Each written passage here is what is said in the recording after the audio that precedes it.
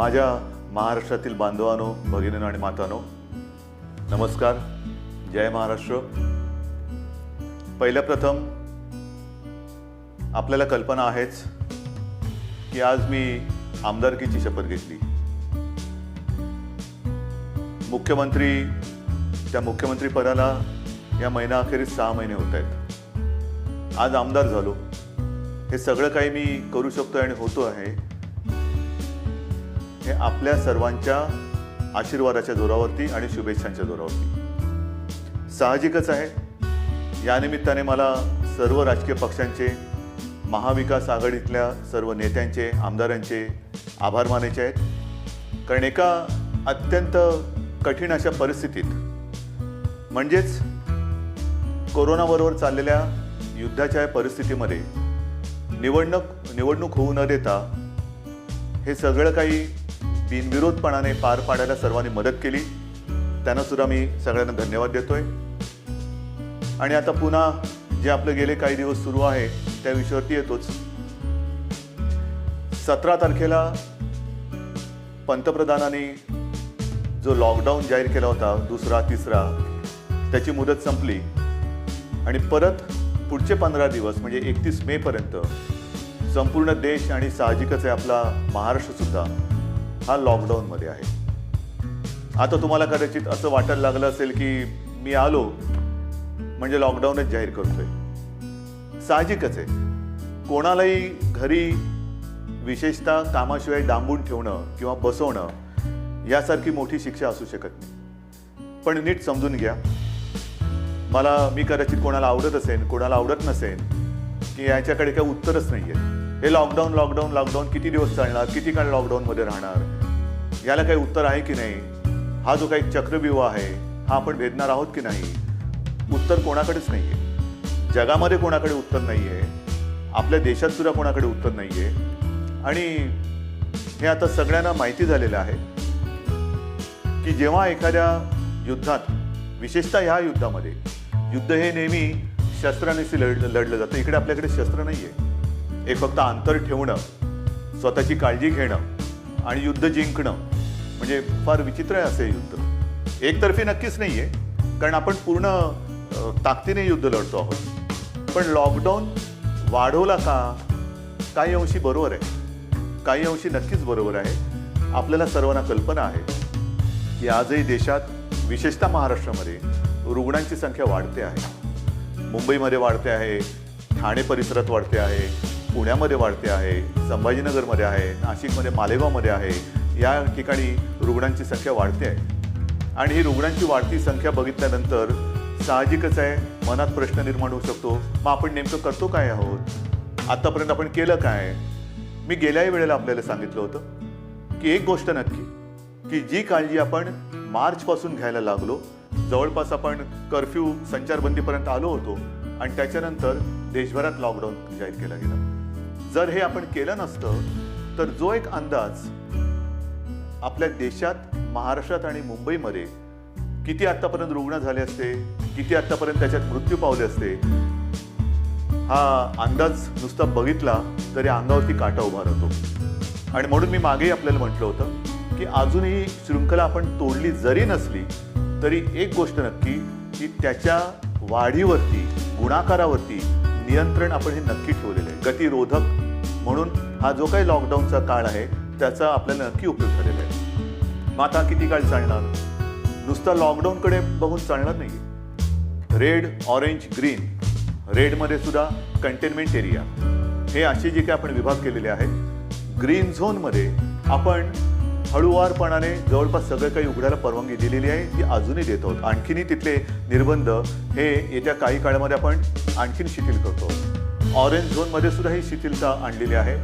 Red झोनमध्ये विशेषतः containment area आहे, तिथे मात्र अजूनही आपल्याला शिथिलीकरण करणं हे परवडणार नाही, नक्कीच नाही. उद्योगधंद्याच्या बाबतीत काय आहे, मी मुद्दाहून आज आपल्यासमोर थोडेसे आकडेवारी सांगणार आहे. काय काय झालेलं आहे, किती काय केलेलं आहे. पहिल्या प्रथम आरोग्यविषयक काय झालेलं आहे, नंतर उद्योगधंद्याच्या बाबतीत काय करतो आहोत. उद्योगधंद्याच्या बाबतीमध्ये सुद्धा तुम्हाला मुद्दामून मला सांगायचं आहे की नुसतं लॉकडाऊन नाही वाढवत आहोत, आपल्याला ही तारेवरची कसरत करायची आहे आणि ती करतो आहोत. एका बाजूला सुरक्षित राहण्यासाठी लॉकडाऊन म्हणजे सगळं काही थोडक्यात बंद, आणि दुसऱ्या बाजूला हळुवारपणाने काही गोष्टी आपण उघडतो. आजपर्यंत राज्यामध्ये साधारणतः 50,000 उद्योग सुरू करायला आपण परवानगी दिलेली आहे. हा आजचा आकडा आहे. आणि ह्या 50,000 उद्योगामध्ये जवळपास साधारणतः 5-1 लाख मजूर हे काम करायला लागलेले आहेत. तसं बघितलं तर राज्यामध्ये 70,000 उद्योग सुरू करायला आपण परवानगी दिलेली आहेच, पण 50,000 उद्योग हे प्रत्यक्ष सुरू झालेले आहेत. आपल्याला कदाचित हा जो काही एक रेड झोनमधला बेल्ट आहे, म्हणजे मुंबई, पुणे आणि त्याच्या आजूबाजूचा परिसर, इथे जे आपण राहतो आहोत, किंबहुना उदाहरण संभाजीनगर असेल, ज्या महापालिका आहेत त्यांच्या परिसरामध्ये आपण हे निर्बंध जरा कडक ठेवलेले आहेत, म्हणून आपल्याला ते जाणवत नाही आहे.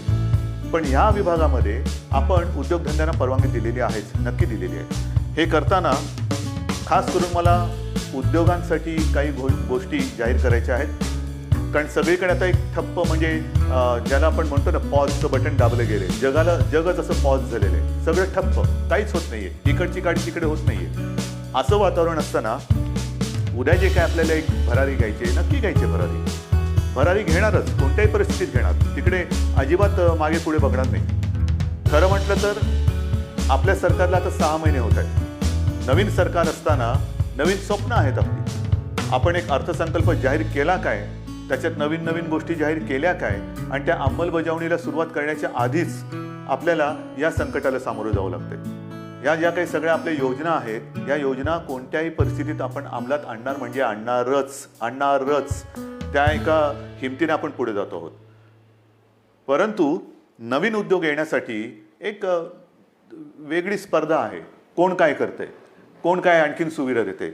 महाराष्ट्रापुरतं बोलायचं झालं तर आज आपण महाराष्ट्रामध्ये जवळपास 40,000 एकरपेक्षा जास्त जमीन ही नवीन उद्योगधंद्यासाठी राखून ठेवत आहोत. 40,000 एकरपेक्षा जास्त. त्याचप्रमाणे नवीन उद्योजक जे येणार आहेत, नवीन उद्योग जे परदेशातून येतील, किंवा आपले काही उद्योजक, आपले नवीन लोक काही नवीन उद्योग सुरू करू इच्छित असतील, ग्रीन इंडस्ट्रीज ज्याला आपण म्हणतो, म्हणजे प्रदूषण न करणाऱ्या इंडस्ट्रीज किंवा उद्योग, त्यांच्यासाठी सुरू करताना कोणत्याही अटीतटी त्यांना आपण ठेवणार नाही. परवानगीशिवाय तुम्ही उद्योग सुरू करा. फक्त अट एक, प्रदूषण करायचं नाही, अजिबात करायचं नाही. प्रदूषण करू नका, चला उद्योग सुरू करा, या, आम्हाला पाहिजे. महाराष्ट्र तुमची वाट बघतोय. महाराष्ट्र हा नेहमी एक उद्योगशील आहे, सुधारणावादी आहे.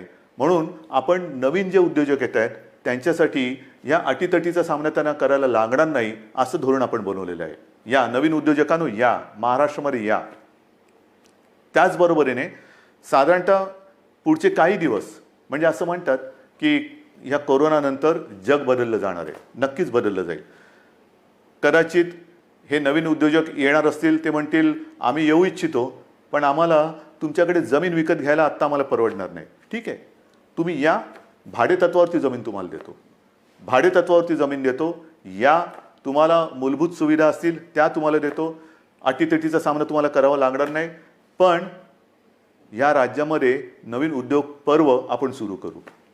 आणि त्याचबरोबरीने मला एक सांगायचं आहे की आत्तापर्यंत जिथे हे उद्योग आपण सुरू केलेत, आणि असं काही नाही आहे की रेड झोन म्हटल्यानंतर आता आयुष्य आपलं रेड झोनमध्ये जाणार आहे, नाही. आपल्यासमोर 2 मोठी आव्हानं आहेत, नक्कीच आहेत.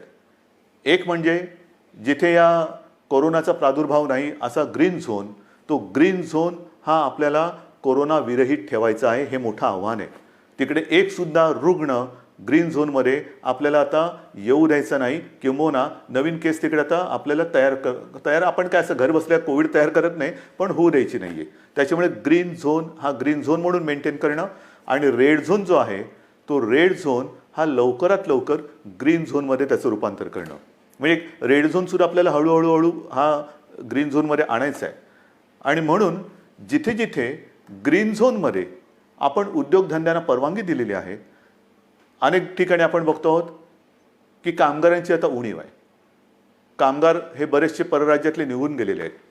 मला खास करून माझ्या महाराष्ट्राच्या भूमिपुत्रांना सांगायचं आहे, जसं आजपर्यंत तुम्ही महाराष्ट्रासाठी, महाराष्ट्र सुरक्षित ठेवण्यासाठी सरकारचं ऐकलत, घरामध्ये राहा, सुरक्षित राहा, ही एक आपली त्याच्यातले एक घोषवाक्य होतं. आतापर्यंत तुम्ही घरात बसलात आणि महाराष्ट्र वाचवलात.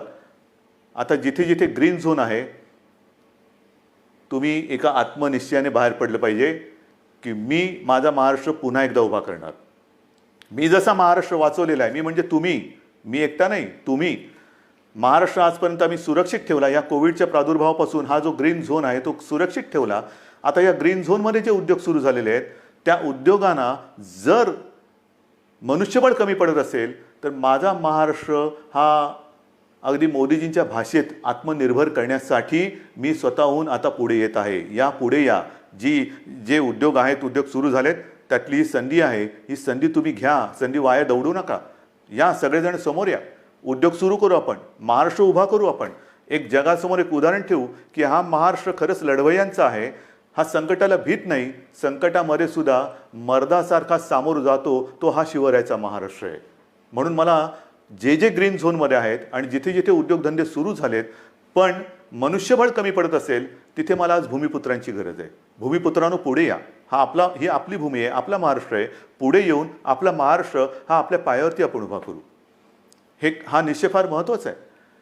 हे उद्योगधंद्याचं झाल्यानंतर महत्त्वाचा मुद्दा काय आहे की आरोग्यविषयक काय. कारण अजूनही जे काही जणांना असं वाटतंय की हे एक अशीच भीती आहे, फ्लू काय, सर्दी आहे, खोकला आहे, होतो जातो, आजपर्यंत काय कोणाला झालं नाही. झालं ना. पण विशेष म्हणजे आत्तापर्यंतचा जो फ्लूचा एक भाग आहे त्याच्यात सुद्धा जसं स्वाईन फ्लू एक आहे त्याला औषध आलेलं आहे. पण ह्या कोरोनावरती अजूनही औषध आलेलं नाही. तोच एक मोठा धोका आहे. मी उगाच तुम्हाला आकडे सांगून काय घाबरवण्याची माझी इच्छा नाही, अजिबात नाही आहे. तुम्हाला भीती घालण्यासाठी मी आलेलो नाही आहे. पण मुंबईमध्ये जेव्हा आपण सुरुवात केली त्यावेळेला जी परिस्थिती होती ती परिस्थिती बघितल्यानंतर आजची जी परिस्थिती आहे, आपण काय काय आरोग्य सुविधा केलेल्या आहेत.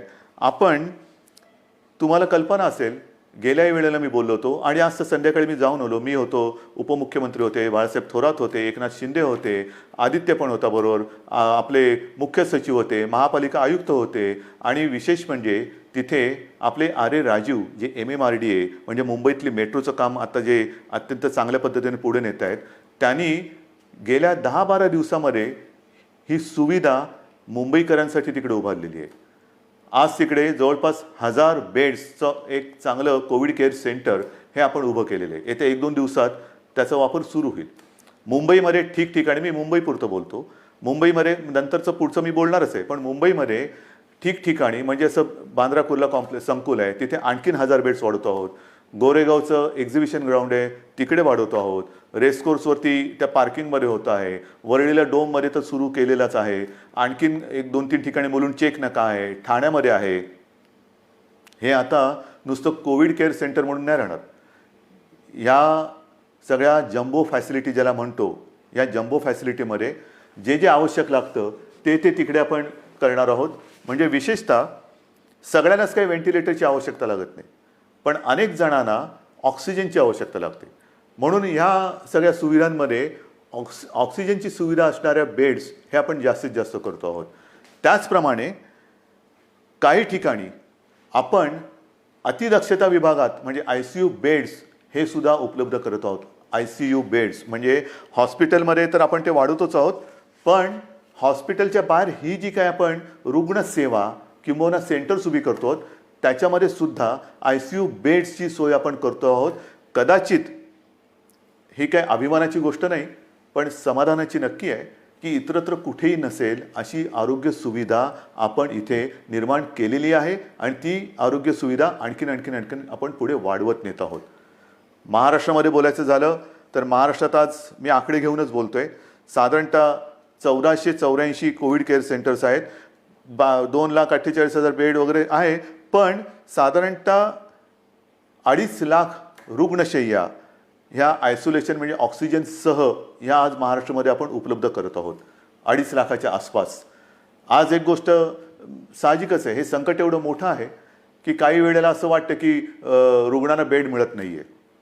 याचं कारण रुग्णांची थोडीशी संख्या ही वाढती अशी वाटत असली तरी देखील आज आपण स्वयंपूर्ण होण्यासाठी किंबहुना पुढच्या महिन्यात साधारणतः किती रुग्ण होऊ शकतील ह्याची एक दक्षता घेऊन आपण हीही सुविधा वाढवतो.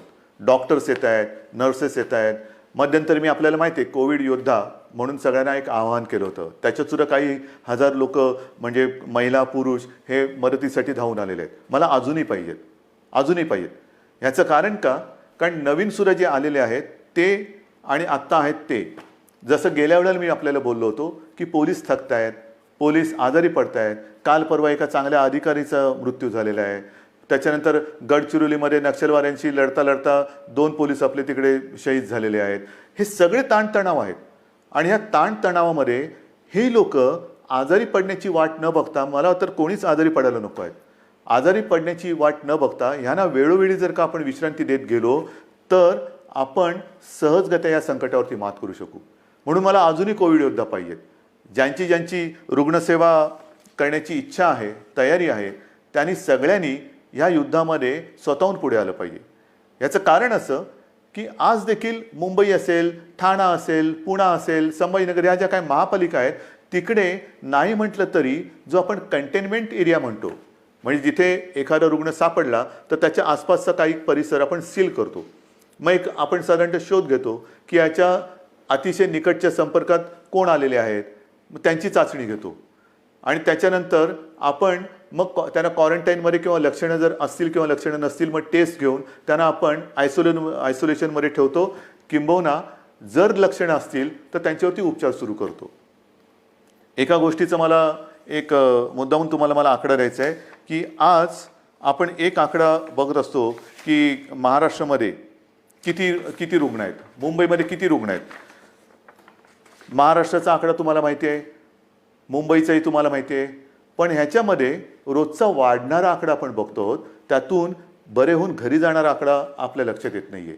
म्हणजे साधी गोष्ट आहे, जर का मुंबईपुरतं बोलायचं झालं तर साधारणतः मुंबईमध्ये आज 19,967 रुग्ण पॉझिटिव्ह आहेत.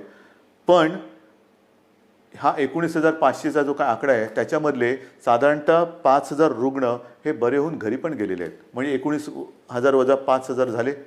दुर्दैवाने काही मृत्युमुखी पडलेले आहेत.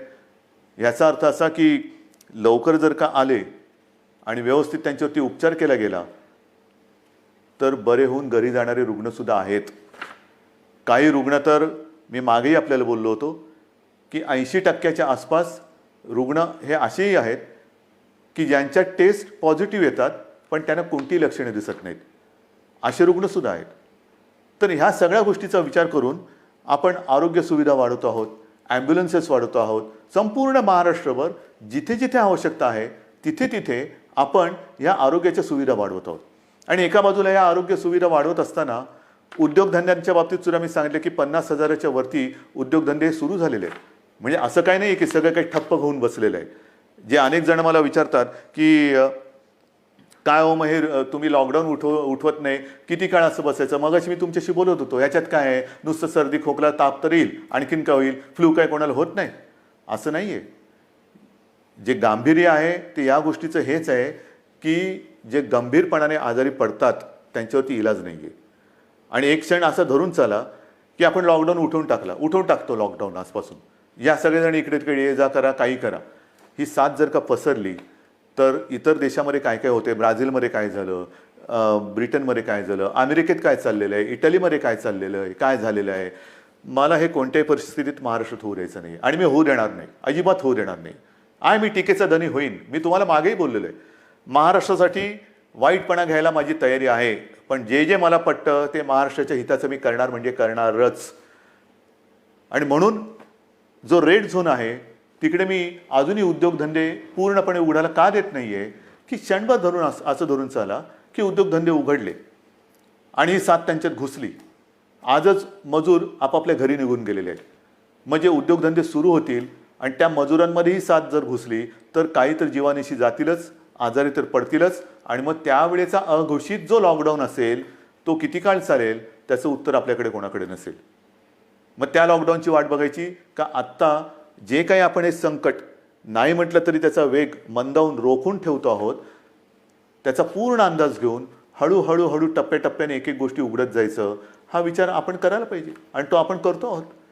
आणि तो जर का आपण करत नसतो तर तुम्ही एवढे सगळे जण या सरकारच्या सोबत राहिल्याच नसतात. इतर राज्यांमध्ये जाणारे जे मजूर आहेत त्या सगळ्या मजुरांची आजपर्यंत आपण अगदी व्यवस्थित काळजी घेत होतो आणि घेतली. दिवसातनं मी तुम्हाला सांगितलं की किमान 5.5-6 लाख मजुरांना आपण दिवसातनं 3 वेळा हे जेवण देतो. म्हणजे सकाळीचा नाश्ता ब्रेकफास्ट आणि दुपारचं आणि रात्रीचं जेवण, त्यांच्यासाठी आपण या सगळ्या योजना करत होतो. पण बरेच जण असं म्हणायला लागले की आम्हाला घर जाना आहे, गाव जाना आहे. तेव्हाही मी त्यांना वचन दिलं होतं की तुम्ही चिंता करू नका, आम्ही इतर राज्यांशी बोलतो आहोत, केंद्राबरोबर बोलतो आहोत. जसजशी सोय होईल तसतसं आम्ही तुम्हाला तुमच्या घरी तुमच्या राज्यात पाठवण्याची सोय करतो आहोत आणि ते पाठवल्याशिवाय आम्ही राहणार नाही. आणि त्याच्याप्रमाणे आज जवळपास मला वाटतं 5-1 लाख मजुरांना आपण ट्रेननी आणि बसेसनी हे इतर राज्यात अत्यंत नियंत्रित पद्धतीने हे पाठवलेलं आहे, कुठेही खळखळ होऊ न देता. पण मला एक काय सांगायचं आहे की हे सगळे जे काही इतर राज्यातले मजूर आहेत, रस्त्यावरनं चालत आहेत, अजूनही काही ठिकाणी आहेत, कशाला चालता, क्यों चल रहे? आपके लिए हम पूरी कोशिश नहीं, शुरुआत तो हुई है. ट्रेन से आप जा रहे हैं घर, बस से जा रहे हैं, तो ऐसे रास्ते पे मत चलो, रास्ते पे नहीं चलना. बीच में कोई फिर एक्सीडेंट कभी होता है, क्यों कर रहे हो ये सारी चीज़ें? आपके लिए हर एक राज्य के लिए ट्रेन की सुविधा शुरू हो गई है, बस की सुविधा शुरू हो गई है. आप जहाँ भी हो वहीं पर रुके. हमारे पूरे स्टेट में अलग अलग जिलों में डिस्ट्रिक्ट में कलेक्टर्स हैं, उनके सब साथी हैं, आपका इंतजाम वो कर रहे हैं, ठीक से कर रहे हैं. और जब भी ट्रेन की सुविधा, जैसे रोज़ाना कुछ ट्रेन चल रही है, कुछ उत्तर प्रदेश में जा रही है, बिहार में चल रही है, पश्चिम बंगाल में जा रही है, राजस्थान जा रही है, गुजरात जा रही है, जैसे जैसे वो आती जाएगी हम आपको भेज रहे हैं. बेताब ना होना, काही गरज नाही आहे. तुम्हाला आम्ही पूर्णपणे सुरक्षितपणाने तुमच्या राज्यात आम्ही सोडतो आहोत. आणि आजपर्यंत मी म्हटलं ना की एवढे मजूर हे महाराष्ट्रातून त्यांच्या राज्यात गेलेत, त्यांच्या घरी पोचलेत, बसेसने आपण पाठवलेले आहेत. आणि विशेष म्हणजे त्यांच्याकडनं आपण कुठेही तिकीट्स नाही घेतलेली. मुख्यमंत्री सहायता निधीतून त्यांचा खर्च केलेला आहे. काही संस्था पुढे आलेल्या आहेत, त्यांनी त्यांचे पैसे दिलेले आहेत. त्यांना हे, कारण हे गरीब आहेत, काम करणार आहेत, तळहातावरती पोट असणार आहेत. तळहातावरती पोट असल्यानंतर जर त्यांची रोजची मेहनत ही होणार नसेल किंवा काम मिळणार नसेल तर यांच्याकडे तिकिटाचे पैसे कुठून येणार? म्हणून त्यांना आपण आपल्या सरकारच्या माध्यमातून, सरकारच्या खर्चाने आपण त्यांना पाठवत आहोत. हे झालं त्या राज्यात जाणाऱ्या लोकांचं. मग आता मी येतो माझ्या आपल्या राज्यातल्या लोकांकडे. मुंबई म्हटल्यानंतर साहजिकच आहे, कोकण आणि पश्चिम महाराष्ट्र इथे राहणारे लोक खूप आहेत. तेही मागे लागलेत. हे काय तुम्ही त्या राज्यातल्या लोकांना पाठवता, आम्ही काय केलंय, आम्हाला कधी घरी पाठवणार? अरे तुम्ही तर आपले आहात. आजपर्यंत तुम्ही सहकार्य केलेलं आहे, तुम्हालाही हळूहळू मी पाठवतो घरी. पण आज थोडे अस्वस्थ नका होऊ. कारण आजपर्यंत कोकण म्हटल्यानंतर मला माहिती आहे, हा आंब्याचा सीझन, काजूचा सीझन, सगळा एक कोकण म्हणजे गंमत असते. ह्या मोसममध्ये कोकणात जाणं, फणस आहे, मजा असते. कोकणामध्ये जाणं हे या दिवसात सुट्टी, मग कोणाचे आजी आजोबा असतील, कोणाचे मामा मामी असतील, काका काकी असतील, सगळे नातेवाईक असतात, त्यांच्याकडे जायचं, गावातल्या घरात राहायचं, आंबे खायचे, गंमत असते. पण ह्या उन्हाळ्यात ती गंमत नाही आहे. मी आपल्याला सगळ्यांना मुद्दामून एक विनंती करतो की कृपा करून आपण तरी रस्त्यावरनं किंवा इकडून तिकडून असे जाऊ नका. कारण मुंबईमध्ये आपण काळजी घेतो आहोत, प्रत्येक जिल्ह्यात आपण काळजी घेतो आहोत, पण प्रत्येक जिल्ह्यात आरोग्य सुविधा ज्या आहेत त्यांची एकूण जर का मर्यादा बघितली, आणि काही जिल्हे हे कोविड मुक्त आहेत, आज सुद्धा तिकडे प्रादुर्भाव झालेला नाही, ते आपल्याला तसेच ठेवायचे आहेत. जर आपल्याला लवकरात लवकर या लॉकडाऊनमधून बाहेर यायचं असेल तर पहिलं म्हणजे जे आपले ग्रीन झोन आहेत, जिकडे कोविडचा प्रादुर्भाव नाही, हे जिल्हे, हे विभाग आपल्याला ग्रीन झोन म्हणूनच ठेवावे लागतील. म्हणून आपण सुद्धा घरी जाताना असेच उठून निघू नका. आपल्याला सुद्धा जर जायचं असेल, खरंच पहिलं जायचं आहे का थोडे दिवस थांबून आपण जाऊ शकता, थोडा धीर धरला तर सगळ्यांनाच बरं होईल. आपण इथून तिथे जाणार, काही ठिकाणी जसं आता उदाहरणार्थ रत्नागिरी आहे, इतर काही ठिकाणी आहेत, इथे आपल्याकडनं काही गेलेले लोक आहेत, ते पॉझिटिव्ह निघाले. झालं, एक केस तिकडे आली, मग तिकडे पुन्हा ते कंटेनमेंट झोन आला, हे आलं, ते झालं. म्हणजे आत्तापर्यंत जिकडे काही नाही आहे तिकडे हा सगळा नसता खटोटोप आला. तर म्हणून मला असं वाटतं थोडंसं धीराने जाऊया. एक नियंत्रित पद्धतीने जसं आपण इतर लोकांना पाठवतो आहोत परराज्यातले काही लोक आपण आपल्याकडे घेतो आहोत. आता तर परदेशातून आपल्याकडे येणारी लोक सुद्धा सुरू झालेली आहेत. हळूहळू आता जग हालचाल करायला लागलंय. असं काही नाही की सगळे ठप्प बसलेत. परदेशातली लोक आपल्याकडे परत येत आहेत. आपल्याकडची काही जी अडकलेली लोक ती परदेशात त्यांच्या देशात जात आहेत. रोजची थोडी विमानं सुरू झालेली आहेत. पण इथले तिथे आणि तिथले इथे आल्यानंतर क्वारंटाईन म्हणजे विलगीकरण हे फार महत्त्वाचं आहे. विलगीकरण, कारण आपण जर का कळत नकळत हा व्हायरस आपल्यासोबत नेत असू तर आपल्यापासून, मी जसं मगाशी म्हटलं ना की काही जणांना ह्याचा प्रादुर्भाव झाला आहे पण लक्षातही येत नाही एवढं चांगल्या पद्धतीने ते त्याचा प्रतिकार करतायत. म्हणजे लक्षणं नाही आहेत आणि कोणत्याही औषधाशिवाय ते बरेही होत आहेत. परंतु त्यांना जरी काही झालं नाही आणि होऊ नयेच तरी वाहक म्हणून ते काम करू शकतात. म्हणजे त्यांना काही नाही झालं आणि गेला घरी आणि कळत नकळत व्हायरसचा प्रादुर्भाव झाला असेल तर तो तिकडे दिला व्हायरस, म्हणजे तो इकडचा व्हायरस तिकडे गेला आणि जो तिथे नाही आहे तो पसरून ठेवला. म्हणून मला माझ्या खास करून कोकणातील बांधवांना, माता भगिनींना सगळ्यांनाच सांगायचं आहे, पश्चिम महाराष्ट्रातल्या सगळ्या बांधवांना भगिनींना सांगायचं आहे की कृपा करून घाई गडबड करू नका, अस्वस्थ होऊ नका. हे थोड्या काळापुरती ही परिस्थिती आहे, तिच्यावरती आपण मात करणार आहोत.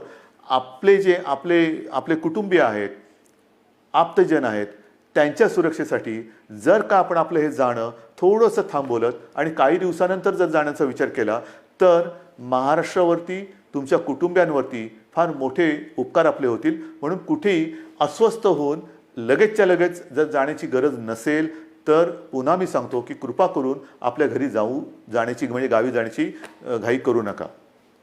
आता पुन्हा मी थोडंसं एक सांगणार आहे की अनेक जण आता म्हणायला लागलेले आहेत की कोरोनासोबत जगायला शिका. म्हणजे काय करायचं? आमची तयारी आहे कोरोनासोबत जगायची, पण कोरोनाची तयारी का आम्हाला त्याच्यासोबत जगू द्यायची?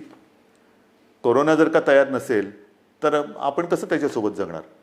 पण हे जगणं जर का अनिवार्य असेल तर काही गोष्टी, म्हणजे कोरोनानंतर जग बदलेल, नक्की बदलेल.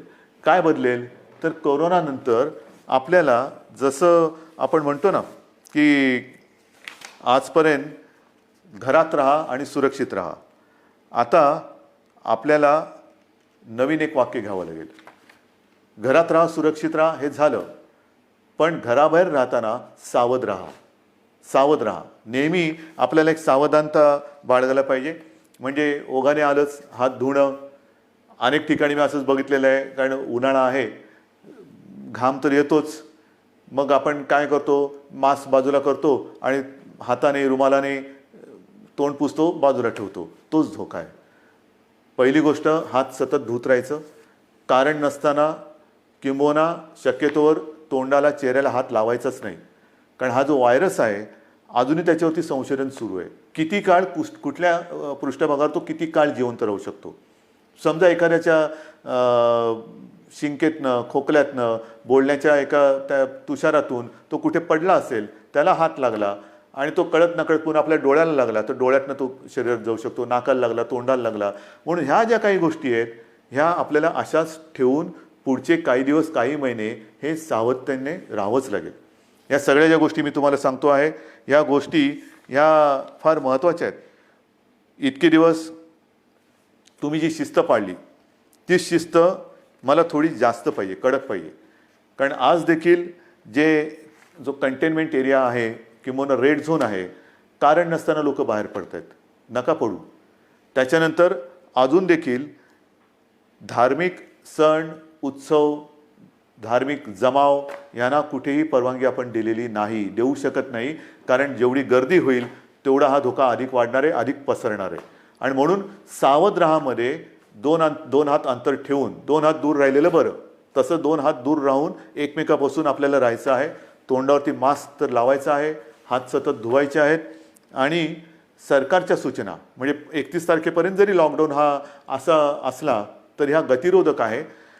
आजपर्यंत ग्रीन झोनमध्ये जवळपास सगळी बंधने आपण शिथिल केलेली आहेत. महत्त्वाचा मुद्दा, या ठिकाणी आता हळुवारपणाने काही दुकानंसुद्धा आपण उघडायला परवानगी देऊ येत्या काही काळामध्ये.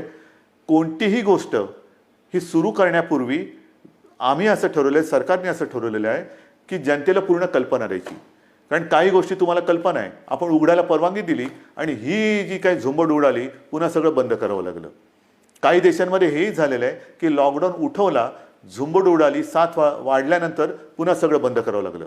तसं नाही करायचं. आपल्याला शांतपणाने एखादी गोष्ट आपण सुरू करू, ती सुरूच ठेवायची आहे.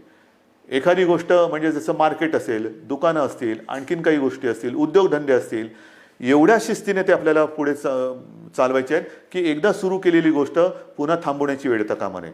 आणि म्हणून तुम्हाला मी मध्ये मध्ये सूचना देत राहीन. काही काही गोष्टी सुरू करण्यापूर्वी, जसं आता उदाहरणार्थ आज 18 तारीख गेली, जून महिना म्हणजे शैक्षणिक वर्ष सुरू होणार. अजूनही काही जणांच्या परीक्षा राहिलेल्या आहेत. परीक्षांचं काय करणार, शाळा कशा सुरू करणार, शैक्षणिक वर्ष सुरू कसं करणार, ऑनलाईन सुरू करणार का प्रत्यक्ष शाळा सुरू करणार, हे सगळे मोठे विषय आहेत. मोठे विषय आहेत. आणि कोणत्याही परिस्थितीत शैक्षणिक वर्ष आपल्याला वाया जाऊ द्यायचं नाही, जाऊ देऊच शकत नाही आपण. शाळा कशा सुरू करायच्या, त्याच्यात खबरदारी काय घ्यायची, शिक्षण कसं सुरू करायचं, शाळा कॉलेजेस आली, ॲडमिशन्स आल्या, कशा करायच्या, कुठे आपण काय करू शकतो, याही विषयी आपला विचार सुरू आहे. आणि माझी तर इच्छा अशी आहे की हे जे संकट आहे हे कोणत्याही परिस्थितीत आपल्याला पावसाळ्यापूर्वी संपवायचं आहे. पावसाळ्यापूर्वी हे संपवायलाच लागेल. कारण जून महिना सुरू झाल्यानंतर शाळा कॉलेजेस यांचे प्रवेश, त्यांची शैक्षणिक वर्ष हे सगळं सुरू करावं लागतं आहे. आणि ह्या सगळ्याचा विचार करता मला असं वाटतं, जो वेग मी तुम्हाला मगाशीच सांगितलं, मी आकडे माझ्याकडे आहेत, साधारणतः मे किंबहुना एप्रिल शेवटापर्यंत महाराष्ट्रामध्ये काय रुग्णसंख्या झाली असती, ही संख्या जर का आपण बघितली असती तर थरकाप उडाला असता. मे मध्यामध्ये काय संख्या होऊ शकली असती, काय संख्या होऊ शकते, मे एंडला काय होऊ शकते, हे जे आकडे आपल्यासमोर शक्यता म्हणून येत होते किंवा येत आहेत, ते बघितल्यानंतर हे थरकाप उडवणारे आकडे. पण तिथपर्यंत आपण पोचलो नाही आणि तुम्हाला मी पोचू देणार नाही, अजिबात देणार नाही. जोपर्यंत तुमचा आणि माझा विश्वासाचा धागा हा मजबूत आहे तोपर्यंत मला खात्री आहे, नवे माझ्यात आत्मविश्वास आहे की हे संकट आपण नुसतं दूरच नाही तर परतून लावल्याशिवाय राहणार नाही. आणि म्हणून मला असं वाटतं, मलाही काही आनंद होत नाही आहे, अजिबात होत नाही की मुख्यमंत्री झालो आणि हे बंद ते बंद ते बंद. म्हणजे पूर्वी मुंबई बंद, भारत बंद आपण करत होतोच, पण हे अशा पद्धतीने नाही. हा बंद कोणालाच परवडणार नाही. आता आपल्याला सगळं पुन्हा एकदा जनजीवन हे रुळावरती आणायचं आहे. जनजीवन हे पुन्हा आपल्याला सहजतेने जगायला सुरुवात करायची आहे. पण ह्याची एक आता अशी शक्यता नव्हे, खात्री वाटते की हे जनजीवन पूर्ण सुरळीत व्हायला काही काळ हा जावा लागणार. जेवढी स्वयंशिस्त आपण अधिक पाळू तेवढे लवकर आपण ह्या बंधनातून मुक्त होऊ. जेवढी लवकर आपण ह्या कोरोनाची साखळी तोडण्यात यशस्वी होऊ तेवढं लवकर आपण सगळे बंधनमुक्त होऊ. आणि म्हणून पुन्हा एकदा मी तुम्हाला सगळ्यांना विनंती करतो आहे की जे काही सरकार करतं आहे ते केवळ आणि केवळ कोणताही धोका या महाराष्ट्राला, महाराष्ट्रातल्या माता भगिनींना, बांधवांना होऊ नये त्याकरता ही पावलं उचलत आहे. साहजिक आहे, तुम्ही अस्वस्थ आहात, तुम्ही बेचैन आहात, कधी हे उघडणार हा प्रश्न जसा तुम्हाला आहे तसाच तो सर्वांना पडलेला आहे. पण जे काही करतो आहे ते केवळ आणि केवळ आपल्या सर्वांच्या हितासाठी करतो आहे. आजपर्यंत जसं तुम्ही सरकारला सहकार्य केलं तसंच सहकार्य याही पुढील काळात कराल अशी खात्री बाळगतो. आणि लवकरात लवकर ही साखळी तोडून आपण बंधनमुक्त होऊ ही आशा बाळगतो. जय हिंद, जय महाराष्ट्र.